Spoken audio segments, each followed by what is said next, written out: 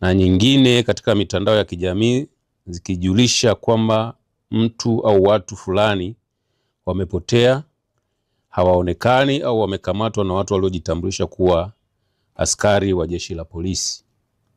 Jeshi la polisi linapopata taarifa hizo huanza uchunguzi wa kukusanya ushahidi kutoka vyanzo mbalimbali ili kupata ukweli wa taarifa ya nini kilichotokea, kwani hauwezi kusema moja kwa moja kuwa mtu aliyeripotiwa kupotea, kutekwa, kulazimishwa kupotea au kuuawa bila ya kupata au ya kumpata anayedaiwa kupotea na ushahidi wa kudhibitisha taarifa hiyo ya nini kilichomtokea. Kama alitendewa uhalifu, ni nani wahusika kulingana na sheria, kanuni na taratibu.